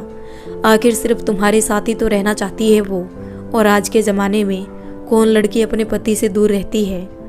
ऐसा है, ये मेरा और मेरी बीबी के बीच का मामला है, तो तुम चुप ही रहो, हर्ष ने गौरव को गुस्से से देखते हुए कहा। हर्ष की ये बात सुन के गौरव का गुस्सा और बढ़ गया और उसने हर्ष से कहा, क्यों चुप रहूं? छोटी बहन है वो मेरी, तुझे चाहे उसकी परवाह ना हो, मुझे है। हर्ष और गौरव में बहस शुरू हो गई और हर्ष जो गौरव को भैया बुलाता था उसे तू कह के बात कर रहा था। दोनों की बहस बढ़ती ही जा रही थी। हर्ष और गौरव के माता पिता को लगा कि दोनों में हाथापाई शुरू होने वाली है, तो उन दोनों को अलग किया। फिर हर्ष के माता पिता ने उसे वापस चलने को कहा, तो हर्ष ने एक बार फिर गौरी से चलने को कहा, तो गौरी ने मना कर दिया, जिस पर हर्ष ने कहा कि वो बहुत पछताएगी। फिर हर्ष अपने घर वालों को लेकर वहाँ से चला गया। दिन पर दिन बीत रहे थे। गौरी के भाई की शादी को 15 दिन हो गए थे और हर्ष को गए भी। इतने दिन में गौरी की हर्ष से बात नहीं हुई थी। ना गौरी ने हर्ष को फ़ोन किया और ना ही हर्ष ने गौरी को। हर्ष का फ़ोन आता भी तो गौरी के पापा के फ़ोन पर ये पूछने के लिए कि गौरी ने अपनी जिद छोड़ी कि नहीं। आज गौरी और उसकी भाभी का पहला करवा चौथ था। गौरी ने व्रत रखा, लेकिन वो बहुत दुखी थी। उसे हर्ष की याद आ रही थी और यही सोच रही थी कि ऐसा क्या मांग लिया कि हर्ष ऐसा कर रहा है। कौन पत्नी नहीं चाहती अपने पति के साथ रहे। ऐसे ही दिन बीत गया। रात को पूजा के वक्त गौरी ने हर्ष को फ़ोन किया, लेकिन हर्ष ने फ़ोन नहीं उठाया। गौरी को बहुत दुख हुआ। उसकी आंखों में आंसू झलक आए। आंसू बहते हुए गौरी ने चांद पूजा और अपना व्रत खोला। उसे उम्मीद थी कि हर्ष आज तो बात कर ही लेगा, लेकिन उसकी उम्मीद टूट गई। वैसे तो शादी के बाद गौरव की पहली दिवाली थी, लेकिन सबके मन उदास थे तो घर में भी रौनक नहीं थी। दिवाली आई और फीकी फीकी ही चली गई। अनिकेत भी दिवाली पर घर आया हुआ था, लेकिन उससे गौरी के बारे में कुछ नहीं पता था। वो जब दिवाली की बधाई देने गौरी के घर आया तो गौरी को देख के हैरान रह गया। वो गौरी के पास जाके बोला, गौरी, दीपावली के त्यौहार पर तुम्हें अपने ससुराल में होना चाहिए, फिर तुम यहाँ क्या कर रही हो? ये तो शादी के बाद तुम्हारी और तुम्हारे बेटे की पहली दिवाली है ना। अनिकेत को देख गौरी उसके गले लग के फूट फूट कर रो पड़ी। गौरी के गले लगते ही अनिकेत को एक अलग ही एहसास हुआ, लेकिन उसने अपनी भावनाओं पे काबू रखा, क्योंकि गौरी अब किसी और की हो चुकी है। गौरी को भी अनिकेत के गले लग के एक अलग ही सुकून मिला। इतने दिन हो गए थे हर्ष को गए हुए, लेकिन गौरी अंदर ही अंदर कितनी दुखी है। किसी से नहीं कहा था, क्योंकि उसके भाई की नई नई शादी हुई थी और वो अपनी माँ को भी परेशान नहीं करना चाहती थी, क्योंकि वो हार्ट पेशेंट थी। अनिकेत को देख के गौरी ने उसे सब बता दिया और अपना दिल हल्का कर लिया। अनिकेत ने गौरी को समझाते हुए कहा, हिम्मत रखो गौरी, सब ठीक हो जाएगा। तुम गलत नहीं हो, तुमने सिर्फ अपना हक मांगा है और उसे लिए बिना जाना नहीं यहाँ से। तुम परेशान मत हो, मैं हमेशा तुम्हारे साथ हूँ। जब भी मेरी ज़रूरत हो बता देना, मैं आ जाऊँगा। गौरी को अनिकेत से बात करके अच्छा लगा। अब वो हल्का महसूस कर रही थी। उसने अनिकेत को देख के हाँ में गर्दन हिला दी। कुछ देर इधर उधर की बातें करके और सबसे मिलके अनिकेत चला गया। वह आज भी गौरी को चाहता था, लेकिन गौरी का घर टूटेगा ऐसा कभी नहीं सोचा था। गौरी को देख के वो भी दुखी हो गया और भगवान से यही मांगा कि गौरी की ज़िंदगी में सब सही हो जाए। 6 दिन बाद गौरी की शादी की पहली सालगिरह थी। उसे उम्मीद थी कि आज तो हर्ष का फ़ोन ज़रूर आएगा, लेकिन सुबह से रात तक गौरी इंतज़ार करती रही, लेकिन कोई फ़ोन नहीं आया। सोचते सोचते गौरी फूट फूट कर रोने लगी। उसकी पूरी रात आंखों में ही कटी। पूरी रात वो आंसू ही बहाती रही। गौरी को अब हर्ष की बहुत याद आ रही थी और अब वो हर्ष से दूर नहीं रह पा रही थी। आखिर हर्ष उसका पहला प्यार जो था। अगले दिन गौरी ने हर्ष को माफ़ी मांगते हुए ईमेल किया कि वो सिर्फ उसके साथ रहना चाहती है और कुछ नहीं, और अब तक जो भी हुआ उसमें अपनी गलती मानते हुए माफ़ करने को कहा। 2 दिन बाद हर्ष का फ़ोन आया गौरी के पापा के पास कि वो गौरी को 15 दिन बाद अपने साथ ले जाएगा। अगर उनकी हाँ है तो वो गौरी को लेने आएगा, क्योंकि 3 दिन बाद घर में एक शादी है। वो सब गौरी के बारे में पूछेंगे तो वो क्या कहेंगे। गौरी के पापा ने घर पे बताया सब, तो गौरी ने हाँ कर दी जाने के लिए। 2 दिन बाद हर्ष आके गौरी को ले गया। अलीगढ़ पहुंच के गौरी सबके साथ शादी में गई। वो बहुत खुश थी कि हर्ष उसकी बात मान गया। अब कुछ दिन बाद वो हर्ष के साथ ही रहेगी। खुशी से एक अलग ही चमक थी उसके चेहरे पर। गौरी को आए 15 दिन होने वाले थे। एक दिन जब गौरी और हर्ष रात को लेटे हुए थे तो हर्ष ने गौरी को बाहों में लेते हुए बातों ही बातों में कहा, गौरी, मैं तुम्हें अभी अपने साथ नहीं ले जा सकता। गौरी एकदम से हैरान होके बैठ गई और आंखों में गुस्से से हर्ष को देखते हुए बोली, क्यों? आपने तो 15 दिन कहा था। हर्ष जो जानता था कि गौरी ऐसी ही प्रतिक्रिया देगी, बैठते हुए प्यार से गौरी से कहा, अरे जान, गुस्सा मत हो, मेरी बात सुनो।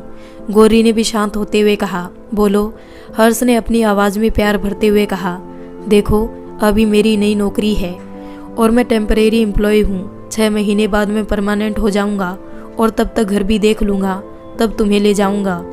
गौरी, जो हर्ष के प्यार में इतनी पागल थी कि उसकी हर बात पर विश्वास कर लेती थी, और हाँ कर दी और प्यार से उसके सीने पर सिर रख के लेट गई। गौरी को बेसब्री से फरवरी महीने का इंतज़ार था। वो बस यही सोचती कि कब हर्ष परमानेंट हो और वो हर्ष के साथ जाए, लेकिन शायद नियति को कुछ और ही मंजूर था। हर्ष की नौकरी को 6 महीने होते ही हर्ष की नौकरी चली गई और वो बेरोजगार हो गया। जहाँ गौरी एक अलग ही उम्मीद लगाए बैठी थी, किस्मत ने कुछ और ही खेल खेल दिया।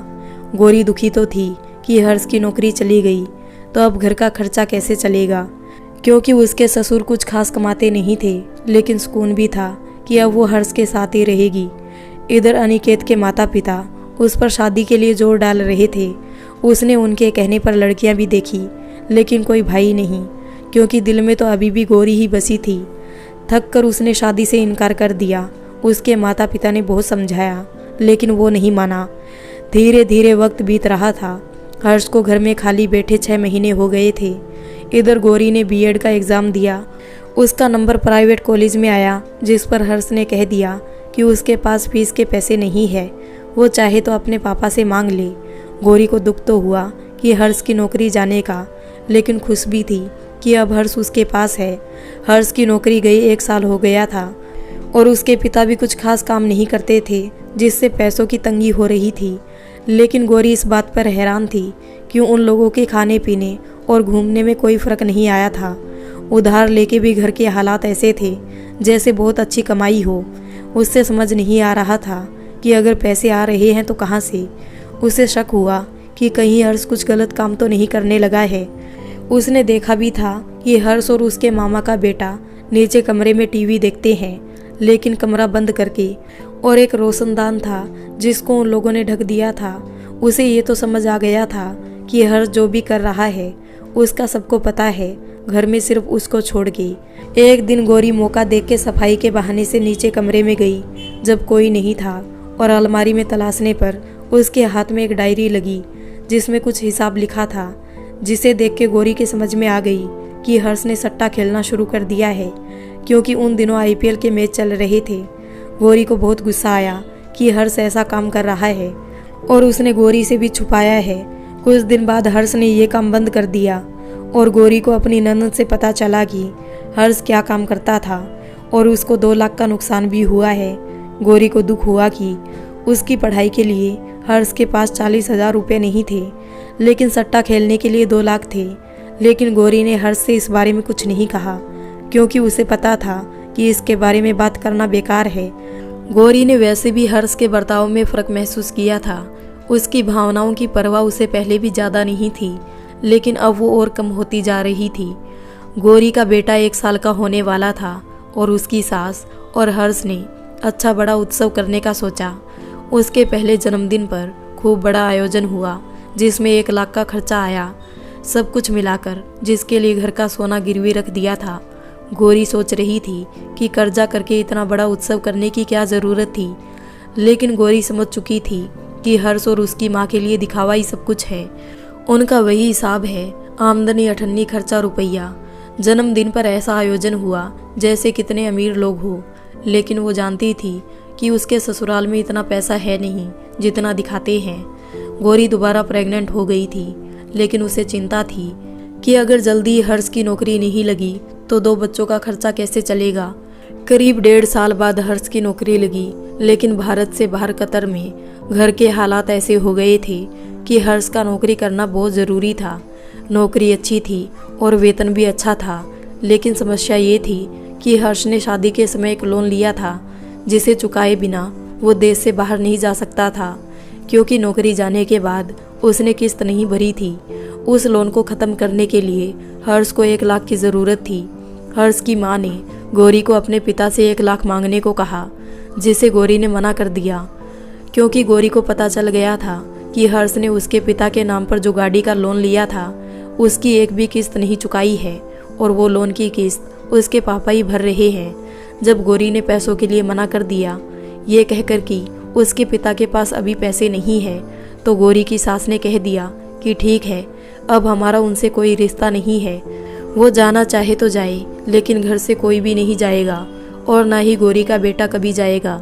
ये सुनकर गौरी बहुत घबरा गई, क्योंकि वो जानती थी कि उसकी सास बहुत बदतमीज़ और तेज किस्म की औरत है। अगर सच में उन्होंने उसके बेटे को नहीं भेजा तो वो अपने माँ पापा के पास कैसे जाएगी, क्योंकि वो अपने बेटे को छोड़ के नहीं जा सकती। गौरी ने रोते रोते ये बात अपने पिता को बताई, तो उन्होंने उसे भरोसा दिलाया कि वो 1 लाख दे देंगे, बस वो परेशान ना हो।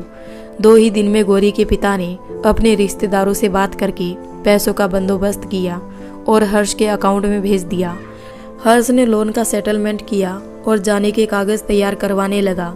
एक दिन सुबह उठते ही गौरी को पेट में दर्द शुरू हुआ, जो कि बढ़ता ही जा रहा था। उसने अपनी सास को बुलाया तो वो भी घबरा गई और गौरी को लेकर डॉक्टर के पास गई अकेली, क्योंकि हर्ष शहर से बाहर गया हुआ था। गौरी के बेटे को संभालने के लिए उसके ससुर को घर पर रुकना पड़ा। जब डॉक्टर के पास पहुंचे तो गौरी की हालत बहुत बुरी हो चुकी थी। डॉक्टर ने बताया कि गौरी के पेट में कोई झटका लगा है, जिसका असर बच्चे पर पड़ा है। डॉक्टर ने बहुत कोशिश की बच्चे को बचाने की, लेकिन नहीं बचा पाई। 2 दिन गौरी की हालत बहुत खराब रही, उसे बुरे सपने भी आते। एक दिन वो नींद में ही रो रही थी और बड़बड़ाते हुए अपने बच्चे को याद कर रही थी, जिससे हर्ष की नींद खुल गई और वो समझ गया कि गौरी की हालत ठीक नहीं है। उसने गौरी को जगाया और बड़े प्यार से अपनी बाहों में सुला लिया। गौरी भी उसका प्यार पाके सुकून से सो गई। धीरे धीरे गौरी संभल गई और हर्ष के भी जाने का समय नज़दीक आ गया। साथ ही आ गया गौरी का हर्ष से जुदा होने का समय, क्योंकि गौरी की सास ने गौरी को साथ जाने से ये कहकर रोक लिया था, अगर गौरी साथ जाएगी तो हर्ष ज़्यादा पैसे नहीं बचा पाएगा और कर्ज होने के कारण हर्ष का ज़्यादा से ज़्यादा पैसा बचाना ज़रूरी है, जिससे जल्द से जल्द कर्ज उतर सके। जब कर्ज उतर जाएगा तो वो खुद गौरी को भेज देगी। गौरी ने भी घर की हालात देखते हुए साथ ना जाना ही ठीक समझा और फिर लग गई एक लंबे इंतज़ार में। हर्ष को गए 5 महीने हो गए थे। सब सही चल रहा था। हर्ष का फ़ोन रोज आता था, लेकिन हमेशा कोई ना कोई उसके पास होता तो वो खुल के हर्ष से बात नहीं कर पाती। सुबह हर्ष तैयार होते होते गौरी से बात कर लेता, लेकिन ज़्यादा बात नहीं हो पाती क्योंकि हर्ष को भी ऑफिस जाना होता और गौरी भी घर के काम में व्यस्त होती। लेकिन गौरी इतने में ही खुश थी। वो यही सोचती कि जल्द से जल्द कर्जे उतर जाए तो वो हर्ष के साथ रहे। एक दिन गौरी ने अखबार में एक एकेडमी ऑफिसर की नियुक्ति देखी जो कि स्कूल में थी और MBA उसकी योग्यता थी। गौरी ने सोचा कि कोशिश करके देखते हैं और उसने अप्लाई कर दिया। कुछ दिन बाद गौरी को इंटरव्यू के लिए बुलाया गया और उसे टीचर के पद पर नियुक्त कर लिया गया। वेतन कम था, लेकिन गौरी ने सोचा कि खाली बैठने से तो अच्छा है। करीब 8 महीने बाद हर्ष घर आया। सब बहुत खुश थे हर्ष को इतने समय बाद देखकर। हर्ष 1 महीने के लिए आया था तो सबने हरिद्वार जाने का प्रोग्राम बनाया। वहाँ से आके गौरी को पता लगा कि वो फिर से माँ बनने वाली है। गौरी ये जान के बहुत खुश थी और उसने भगवान से ये मांगा कि उसे एक बेटी दे दे। सबकी खुशी बढ़ गई थी क्योंकि सबको बहुत समय से इसका इंतज़ार था। वक्त अपने समय से बीता और गौरी ने एक बहुत ही प्यारी बेटी को जन्म दिया। वो बिल्कुल गौरी की ही शक्ल पर थी। ये देख के गौरी की सास को खुशी नहीं हुई। ना चाहते हुए भी गौरी को अपनी डिलीवरी घर पर करवानी पड़ी। उसकी सास ने कह दिया था कि वो हॉस्पिटल नहीं जाएगी क्योंकि डॉक्टर ऑपरेशन के लिए कहेंगे। अब ये सच था कि बहाना, गौरी समझ नहीं पाई क्योंकि हर्ष की मामी जो कि एक नर्स थी, उन्होंने बहुत कहा कि हॉस्पिटल ले चलो, ऑपरेशन की नौबत नहीं आएगी, घर पर लेने के देने पड़ जाए। लेकिन गौरी की सास ने साफ कह दिया कि वो बच्चा घर पर ही पैदा करवाएगी। भगवान के आशीर्वाद से गौरी और उसका बच्चा दोनों ही स्वस्थ थे। गौरी अपनी बेटी को देखकर बहुत खुश थी। अब उसे जल्दी ही हर्ष के आने का इंतज़ार था। वो यही सोच रही थी कि हर्ष कितना बेचैन हो रहा होगा अपनी बेटी को देखने के लिए। उसे उम्मीद थी कि ये खबर सुनते ही वो आ जाएगा, लेकिन गौरी की सोच और उम्मीद दोनों ही गलत थी। गौरी की बेटी होने के 15 दिन बाद हर्ष की मौसी की बेटी की शादी थी। हर्ष की माँ ने कहा कि वो शादी पर ही आ जाए, तभी अपनी बेटी को भी देख लेगा। हर्ष ने भी हाँ कर दी, लेकिन गौरी को बहुत अजीब लगा कि हर्ष को कोई उत्साह नहीं है अपनी बेटी को देखने का।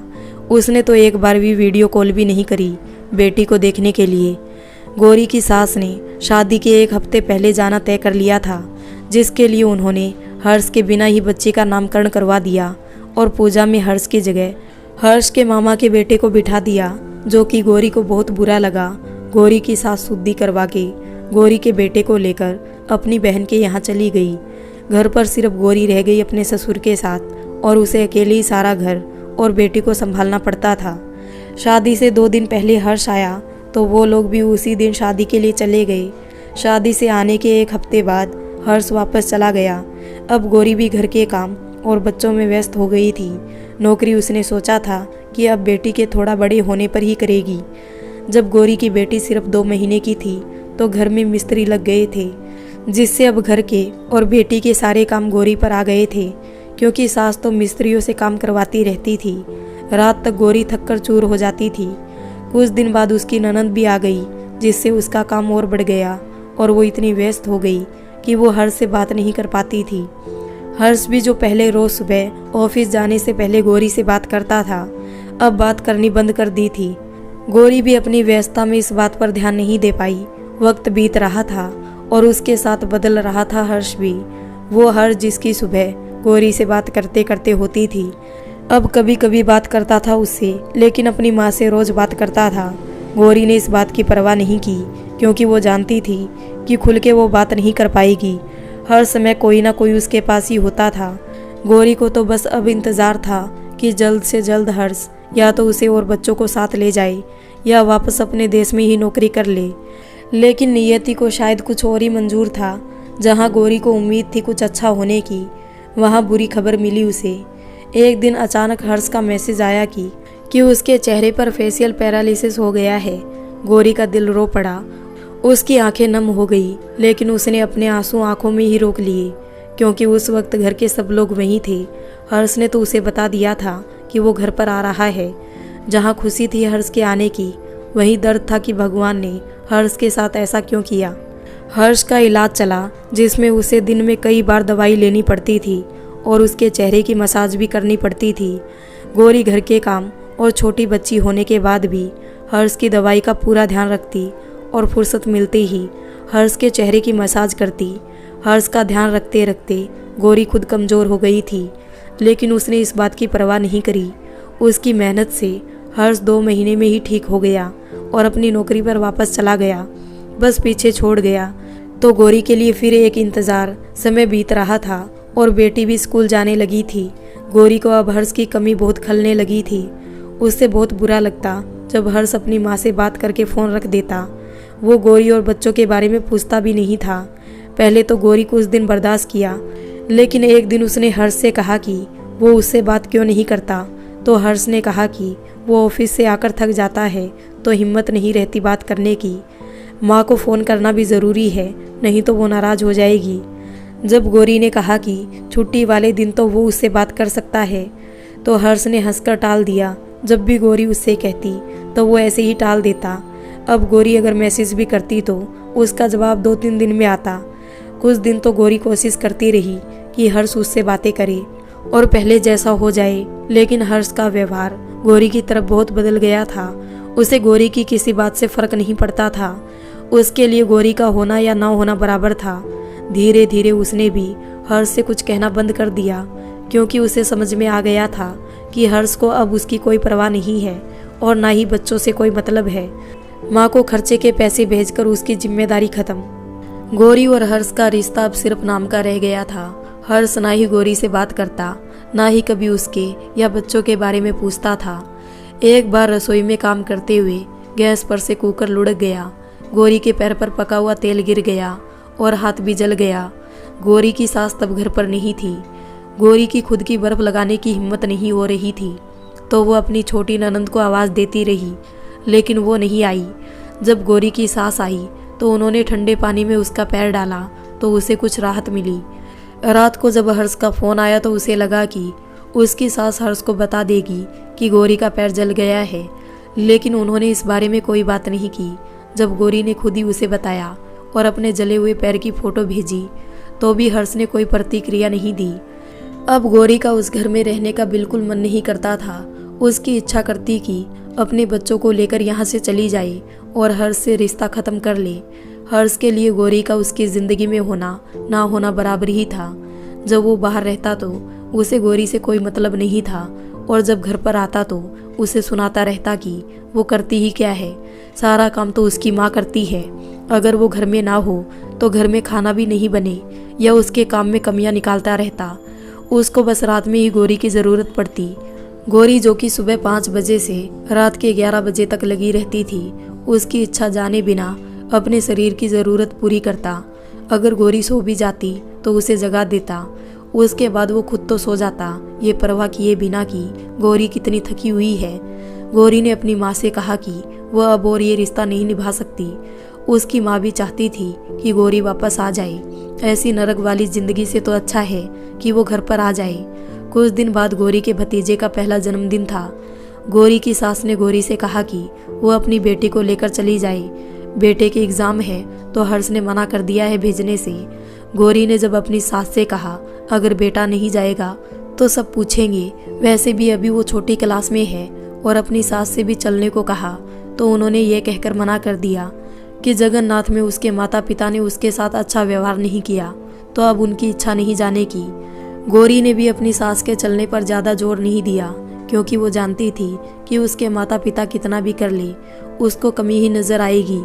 गौरी ने जब बेटे को ले जाने की जिद की तो उसकी सास ने कहा कि वो फंक्शन वाले दिन शाम तक उसकी बुआ के साथ भेज देगी। गौरी को अपनी सास की बात पर विश्वास करके अपनी बेटी को लेकर चली गई, लेकिन उसकी सास ने गौरी के बेटे को ना भेजना था ना भेजा। गौरी को एहसास हुआ कि जब भी उसने अपनी सास की बात पर विश्वास किया है उन्होंने धोखा ही दिया है। ऐसे ही जब उसने अपनी माँ के यहाँ जाके ऑपरेशन करवाया था और उसकी सास बेटे को हरिद्वार ले गई थी घुमाने, ये कहकर कि रात को वापस जाते हुए छोड़ जाएंगे, लेकिन साथ घर ले गई थी। तब गौरी की हालत ना होते हुए भी लंबा सफ़र करके घर जाना पड़ता था, क्योंकि वो जानती थी कि उसका बेटा उसके बिना नहीं रह पा रहा होगा। जो तब सिर्फ 3 साल का था। फंक्शन में भी गौरी से जब कोई पूछता तो गौरी कह देती कि एग्ज़ाम की वजह से नहीं लाई, लेकिन सब यही कहते कि अभी तो छोटा है तो फंक्शन के लिए तो छुट्टी ले सकता था। इस बात पर गौरी बस मुस्कुरा देती। अब वो किसी से क्या कहती कि बच्चे तो उसके हैं, लेकिन उनके लिए कोई भी फैसला करने का अधिकार उसे नहीं है। फंक्शन के बाद गौरी ने अपने भाई से कहा कि वह अब और नहीं रहना चाहती। उसकी इस बात से उसका भाई सहमत था। वो भी चाहता था कि गौरी वहाँ ना रहे, लेकिन उसने कहा उसके चाहने से कुछ नहीं होगा तो वही जो पापा की मर्जी होगी, क्योंकि करना तो उन्हें सब कुछ है। भाई की बात भी गौरी को सही लगी, क्योंकि उसका भाई तो वैसे भी बाहर रहता है।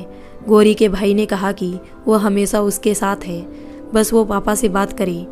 कुछ दिन बाद गौरी जब सर्दियों की छुट्टियों में अपने मायके रहने आई तो उसने कहा कि उसे 7 साल हो गए हैं सब सहते सहते। हर्ष का व्यवहार उसके साथ शुरू से अच्छा नहीं है, लेकिन वो इस उम्मीद से इतने साल से साथ रह रही है कि शायद हर्ष का व्यवहार बदल जाए। लेकिन वक्त के साथ हर्ष का व्यवहार में परिवर्तन आया है, लेकिन वो अच्छा होने की जगह बेकार हुआ है। अब तो हर्ष को कोई मतलब नहीं है। तब उसके पिता ने उसे समझाया कि सबकी गृहस्थी ऐसी होती है, सबको सहन करना पड़ता है। किसी की जिंदगी में कोई परेशानी होती है, किसी में कोई। अगर वो अलग भी होती है तो 2 बच्चों को अकेले कैसे पालेगी। उसने कहा कि वो कर लेगी कैसे भी, लेकिन जब उसके पति का कोई मतलब ही नहीं है तो वो कैसे करे। लेकिन उसके पिता ने उसे समझाकर ये कहकर कि वो थोड़ा और सब्र करे, सब ठीक हो जाएगा, उसे वापस भेज दिया। जब गौरी के पिता ने उसे समझा के वापस भेज दिया तो गौरी ने भी इसे अपनी नियति समझ लिया। उसने ये मान लिया कि उसकी किस्मत में ना पति का प्यार है ना ससुराल में सम्मान।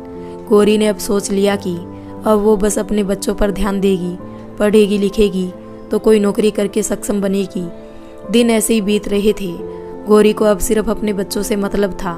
वहाँ के काम करती और अपने बच्चों से मतलब रखती। इन सब में एक बात अच्छी हुई कि उसकी छोटी ननंद, जो कि गौरी से 20 साल छोटी थी और उससे बिल्कुल ठीक से बात नहीं करती थी, उससे प्यार से रहने लगी थी। ये शायद गौरी के शांत और अच्छे व्यवहार का नतीजा था। गौरी अपनी ननंद को भी अपनी बेटी जैसा प्यार देती। गौरी की सास अपनी बेटी को भी हर वक्त डांटती रहती और गालियाँ देकर बात करती थी। वहीं गौरी उससे प्यार से बातें करती, उसे हर बार समझाती। वो भी गौरी से अपनी बात बताती और उसे भी एहसास होने लगा था कि उसकी माँ और भैया भाभी से अच्छा व्यवहार नहीं करते, ना ही उन्हें कोई कदर है भाभी की। अब गौरी को भी कोई ऐसा मिल गया था जिसे वो अपनी दिल की बात कर सकती थी। वो छोटी थी लेकिन गौरी की तकलीफ समझती थी। वो गौरी की बहन बेटी सब थी। गौरी अपनी मन की बात करने के साथ साथ उसे समझाती भी थी कि अभी सिर्फ पढ़ाई पर ध्यान दे। वो जानती थी कि इस टीन एज में बच्चों को बहुत संभालना पड़ता है, लेकिन बच्चे प्यार से ही संभलते हैं। कुछ दिन बाद गौरी की बड़ी ननंद के बेटे का जन्मदिन था। उसकी ननंद ने बहुत बड़ा फंक्शन किया था। गौरी के माँ पापा भी आए थे। वो रात को ही फंक्शन के बाद घर चले गए। जब गौरी की बेटी को पता चला कि नाना नानी चले गए तो वो उदास हो गई। अगले दिन गौरी की बेटी ने जब फ़ोन पर नानी से कहा कि आप क्यों चले गई, तो गौरी की माँ बोली कि वो जल्दी ही आएगी दोबारा उसके पास। कुछ दिन बाद ही गौरी के बेटे का जन्मदिन था और गौरी ने अपनी माँ को बुलाया था। गौरी ने चाय के साथ थोड़ा कम नाश्ता रखा, क्योंकि उसे पता था कि माँ ज़्यादा खाएगी नहीं तो बेकार जाएगा और माँ कौन सा बाहर की है। लेकिन इसी बात पर गौरी की अपनी सास से बहस हो गई। जब उसकी सास ने कहा कि वो अपनी माँ के सामने ज़्यादा दिखाती है कि हमारे घर में कुछ नहीं। गौरी ने जब कहा कि ऐसा कुछ नहीं है तो उन्होंने उसकी पूरी बात सुने बिना डांट कर उसे चुप करा दिया और कहा कि तुम्हें तो मैं तुम्हारी माँ के जाने के बाद बताऊंगी। उसकी सास अक्सर ऐसा ही करती थी।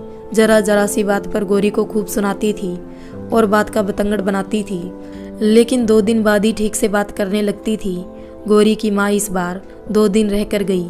उसके सामने तो उसकी सास गौरी से ठीक से बात करती, लेकिन अकेले में चिड़ी हुई रहती। गौरी को लगा कि इसकी सास अपने आप ठीक हो जाएगी, लेकिन जब वो अपनी माँ को छोड़ के आई तो उसकी सास और उसमें बहस हुई। तो रात को उसकी सास ने अपने तेवर दिखाई और बोली कि अभी थाने जाके रिपोर्ट करवा के आती हूँ। इसकी माँ आई थी और इसने सारा सोना अपनी माँ को दे दिया, लेकिन गौरी को कोई फर्क नहीं पड़ा। वो टस से मस नहीं हुई। तो उसकी सास बोली कि तेरे बाप ने दिया क्या है। तो गौरी, जो कि पहले से ही गुस्से में थी, उसने बोल दिया कि वो 12 लाख नहीं दिए थे शादी में। उसकी इस बात पर उसकी सास ने कहा कि तुम चली जाओ यहाँ से, और फौरन हर्ष को फ़ोन कर दिया और बोल दिया कि ये 12 लाख मांग रही है और जाने को कह रही है। तो हर्ष ने बिना कुछ पूछे बोल दिया कि ठीक है, दे दो इसे 12 लाख का चेक और भेज दो। गौरी ये सुनकर हैरान थी कि एक तो उसकी सास ने इतना बड़ा झूठ बोला हर्ष से, और दूसरा कि क्या हर्ष को कोई फर्क नहीं पड़ता गौरी के जाने से। क्या उसके मन में एक बार भी नहीं आया कि 12 लाख की बात आई कहाँ से। जब गौरी ने सुना कि हर्ष ने उसे जाने को बोल दिया है बिना ये जाने की बात क्या है, तो वो हैरान रह गई। उसे लगा कि क्या हर्ष को गौरी के होने या ना होने से कोई फर्क नहीं पड़ता।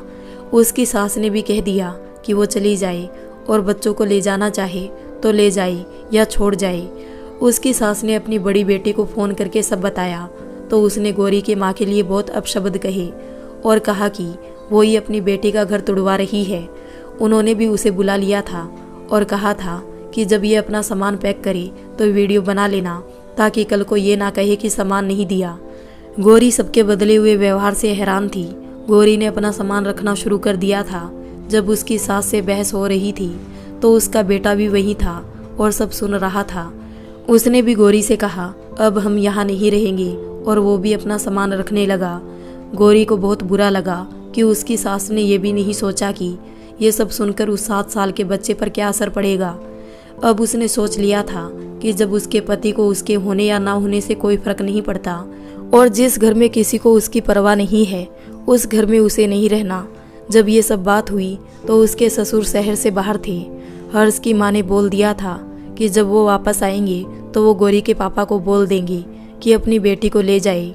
गौरी भी अब तैयार बैठी थी कि वो ससुर के आते ही चली जाएगी, लेकिन उनके आने के बाद कुछ नहीं हुआ। जब गौरी की सास ने उनसे सब बताया तो उन्होंने कोई प्रतिक्रिया नहीं दी और बात खत्म कर दी। सब 2-3 दिन में पहले जैसे हो गए। बाद में उसकी सास उससे कभी उखड़ी उखड़ी रहती। करवा चौथ पर भी जब गौरी उनके पैर छूने लगी तो उन्होंने पैर पीछे कर लिए, ये कहकर कि जब वो उनकी बेटी को सम्मान नहीं दे सकती तो उनके पैर भी छूने की ज़रूरत नहीं है। गौरी भी चुपचाप पीछे हट गई, क्योंकि वो उसे कैसे सम्मान दे जो उसकी माँ की बेइज्जती करे। गौरी ने अब मन में ठान लिया था कि अब जब भी वो मायके जाएगी तो वापस नहीं आएगी। दिवाली पर हर्ष आया तो उसका बर्ताव भी ऐसा था जैसे कुछ हुआ ही ना हो। जब उन्होंने कहा कि गौरी ने करवा चौथ पर उनके पैर नहीं छुए तो वो हैरान थी कि कितना झूठ बोलती है ये, लेकिन गौरी चुप रही और हर्ष ने भी कुछ नहीं कहा।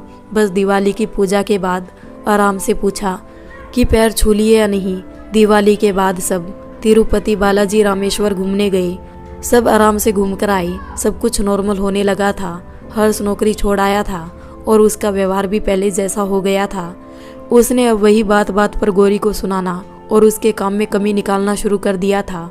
ना ही वो अब गौरी को समय देता था। सबको लग रहा था अब सब वो बात भूल गए हैं, लेकिन गौरी के मन में क्या चल रहा है किसी को नहीं पता था।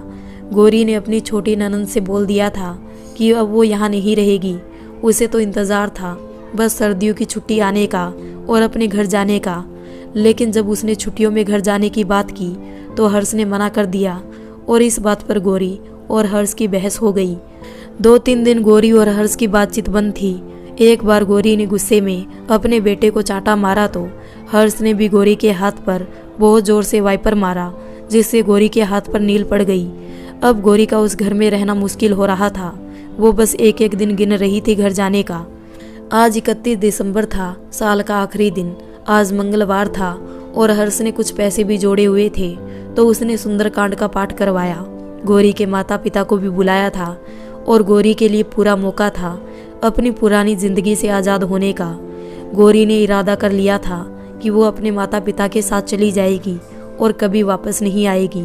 उसने ठान लिया था कि उसने नए साल की शुरुआत हर्ष के साथ नहीं करनी। उसने अपने सारे ज़रूरी कागजात निकाल के रख लिए थे। उसके सारे गहने बैंक के लोन में पड़े थे या सास के पास रखे थे, लेकिन इस वक्त उसे अपनी आज़ादी से ज़्यादा कीमती कुछ नज़र नहीं आ रहा था।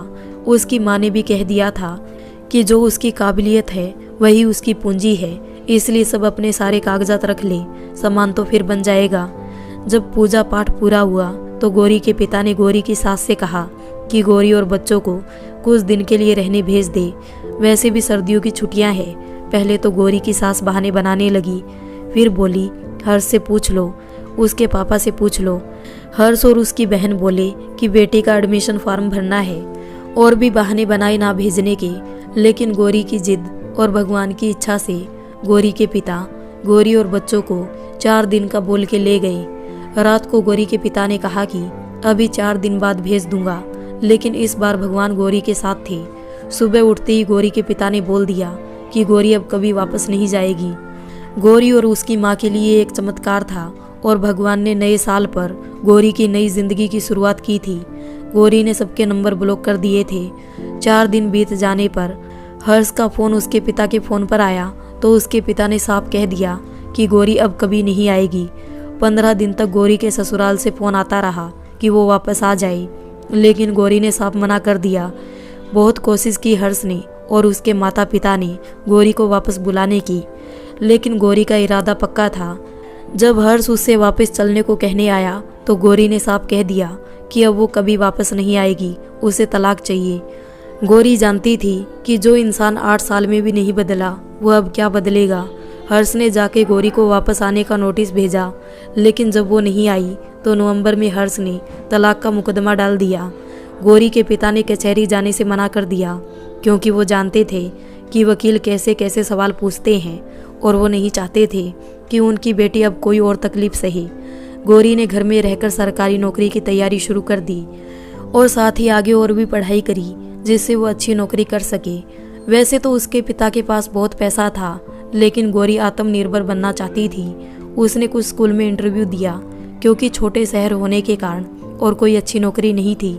लेकिन तभी कोविड के कारण सारे स्कूल बंद हो गए। काफ़ी समय बाद गौरी की एक अच्छे स्कूल में नौकरी लग गई, लेकिन गौरी सरकारी नौकरी की कोशिश करती रही। इस बीच उसे पता चला कि हर्ष ने दूसरी शादी कर ली है, जबकि अभी तलाक भी नहीं हुआ था। लेकिन अब गौरी को हर्ष से कोई मतलब नहीं था, उसे तो बस अब अपने बच्चों के लिए जीना था।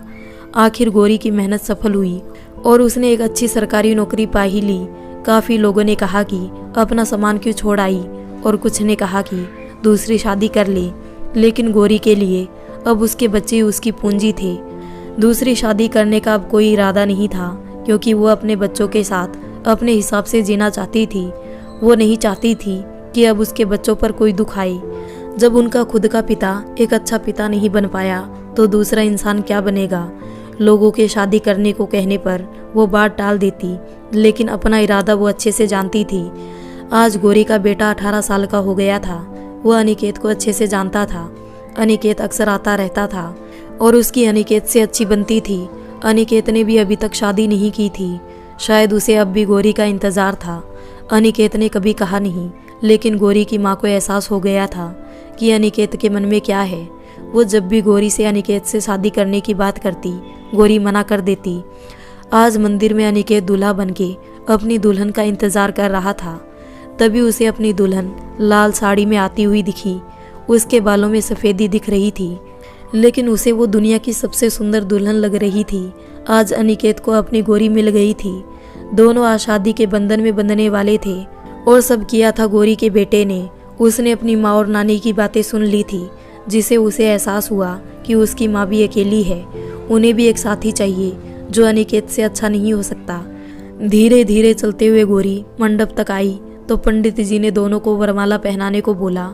दोनों के फेरे हुए और अनिकेत ने गौरी की मांग में अपने नाम का सिंदूर सजा दिया। आज आखिर उसने अपनी गौरी को पा ही लिया था। आज सही में हुआ था 2 आत्माओं का मिलन।